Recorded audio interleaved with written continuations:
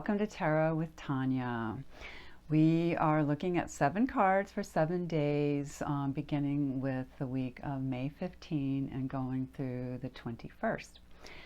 This week we have Jupiter moving into Taurus. That's really good energy. Wherever Jupiter goes, it's good energy. And when it moves into Taurus, it can bring good, earthy riches to us. It can encourage us to indulge a lot, to enjoy nature, things like that. So wherever Taurus is in your chart, there'll be expansion there. And normally it rules resources, natural resources, particularly the earth in general. And it rules the throat, the thyroid, this area of the body. So we're starting the week also with Moon in Aries. That's the head. So it's also the infant, and then Taurus is the toddler, and it goes on down through the body and around the wheel. So this week we are dealing with that headstrong Aries on the first day, first couple of days, and then later in the week we also have this is at the end of the week, Friday, I believe, Thursday, Friday.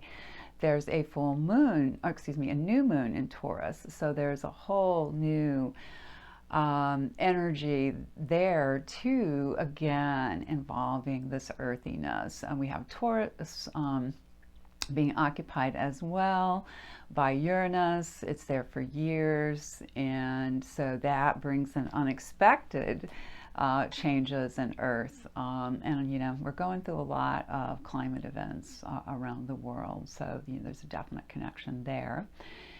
And let's see, I feel like there's one more aspect to this. Well, with that new moon, again, bringing in an energy in Taurus. So a good time to make plans that are practical, realistic, that align more with your truth. This is an area also it's the throat chakra, and can we speak our truths? Do we know our truths? Things like that. So big week in that way, and there's a reset energy, I believe, that comes with that. So the last astrological thing I'll mention is that there is also a grand cross, some people call it grand square, occurring as well, and it's happening in the fixed signs that involves Taurus, Leo, Scorpio, and Aquarius. So those fixed signs give us a lot of strength in ways, but they can also be stubborn energy. Fixed, right? So if something comes up and you are challenged and find yourself in resistance, it could be a very good time to try to surrender or let it go. And that leads us right into the first card for this week. So we've got that Moon in Aries, as I mentioned, and this is for May 15th. And I'm using the Wildwood again, and we have the 7 of vessels, which would be cups in most decks, water element. And this one is subtitled Mourning, as in grieving over something, that kind of mourning. I'll bring it in a little bit closer. Hopefully you see the skull. What I like about this card is all of those vessels that are out in front of the skull. The skull is sort of tucked in to a little cave in the hillside, and the cups, the 7 cups, are out in front. I feel like to be refilled. So when we do grieve and give up something, we are also allowing those cups to empty so they can be refilled with something that is fresher for us, something new, something that is appropriate for where we are now. And Tuesday, we have 10 of arrows, which would be 10 of swords or 10 of air. A very different interpretation in this deck, and it's called instruction. it looks like a grandpa to me, instructing a grandson in the guidebook. They say it's actually a father. Doesn't matter. It's the idea that you have an elder instructing a youngster. And, and here it's shooting an arrow, which can be a thought form, an idea. And how do we give skills, to others? How do we teach? How do we pass these things along? And, this card could be asking, is there something that you need to learn or something that you need to pass along? That's our Tuesday energy.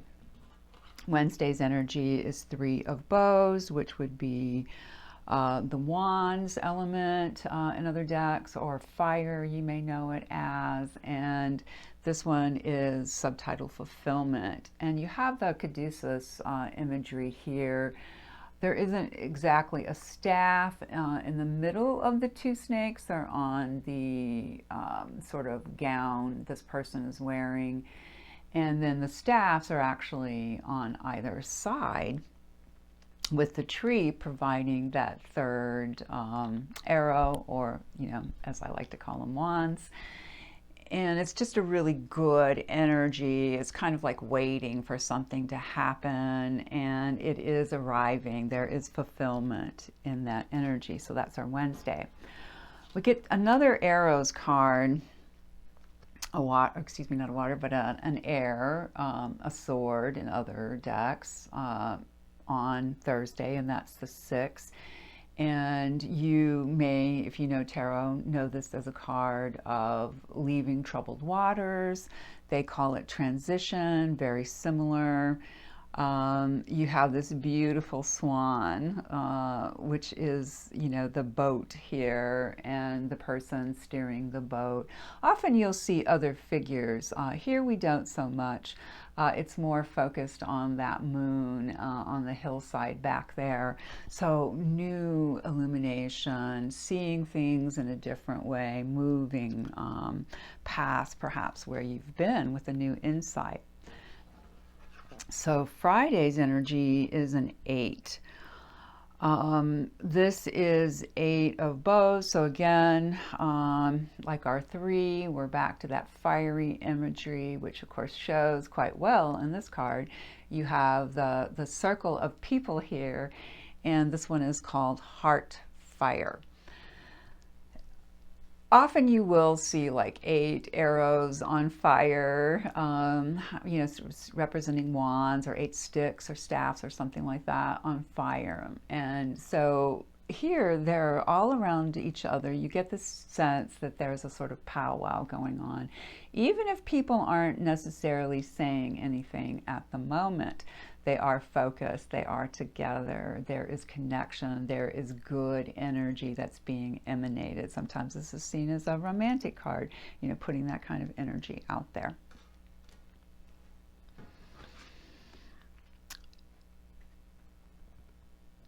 Bows are the dominant energy this week, because here's our third one, and this is for next Saturday. And this one is the 7, subtitled Clearance. So I often relate to this card as one of courage. And, we don't have to feel brave to do courageous things. We just have to do them. A lot of times we might feel quite frightened, but we find the courage somehow to do it.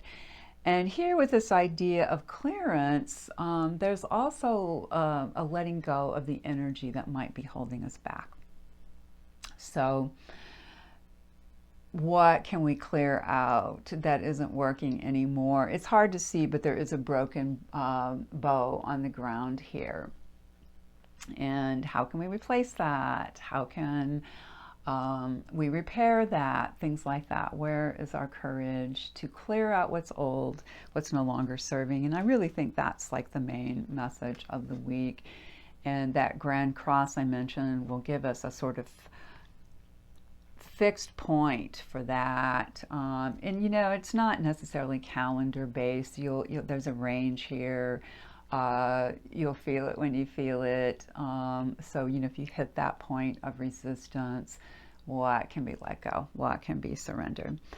Then by next Sunday, we have the Three of Stones, and this one is labeled creativity. You would know it most likely as the Three of Discs, Three of Earth. It's building, it's working with other people to create something. Here, you have a sort of almost like a Stonehenge image with these giant slabs of rocks, these plinths and so forth, that are put together, and she seems to be leaning into them for inspiration, for teaching.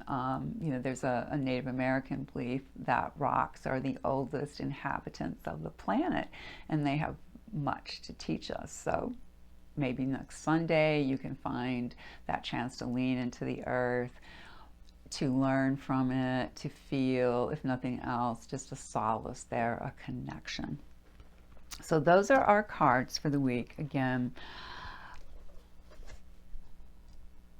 finding a newness out of surrendering to the old, perhaps giving up some old ideas, and allowing spirit to be more of a guide for you, allowing your own intuition to help you. So I'm also using sacred geometry today, pulling from the Sacred Geometry Oracle deck. And the card that came up for us is Steam Cave. Of course, I couldn't help but think of steampunk, and visually there's a little bit of connection there for me. But this is more of the idea of like a sacred ceremony, going into like a sweat lodge, or I've been to a place called Ojo Caliente in New Mexico, where they have a wonderful room full of this hot mineral water. And it's closed off, and it's delicious and nurturing. So that's the idea here. And what our guidebook says is elemental forces. The card speaks of connecting with elemental forces. The geometry here is of triangles and star tetrahedrons. The illustration was inspired by a hot spring steam cave in which the bather sits in medicinal waters inside the earth, listens to the pulse of the planet as the springs ebb and flow and gurgle. There's a womb-like feeling within this cave in the earth where fire heats water into steam. You know how this feels deep in your bones. I thought this was so appropriate for Mother's Day because we all got here via the womb. Though you may never have experienced it, coming from a primal place in our cellular memory, this feeling holds the power of the elements and speaks directly to the relationships all humans have with those elements and with Mother Earth. Many traditions call in the elements as they begin sacred ceremony, and I encourage you to try that this week. Speak to the fire, the water, the earth, and air. So the card reminds you to honor your relationship to the earth and elemental forces, and to ground yourself in the knowing that wherever you go, you are always home. Try constructing an elemental altar or placing photographs or art representing the elements somewhere where you will see them regularly. Find a way to honor the earth and her elemental forces in whatever way feels appropriate to you, which also fits very nicely with all the Taurus energy that we will be feeling this week. At least it's out there. You can tune in. It is the Earth Mother, I'm trying to say. And, it's what brought us all here, essentially. So thank you so much for tuning in. I really appreciate everyone's time. I know you could be elsewhere, so thank you for being here. Please consider liking, sharing, subscribing, and if you would like some help via a personal reading, you can find the information below, beloveds.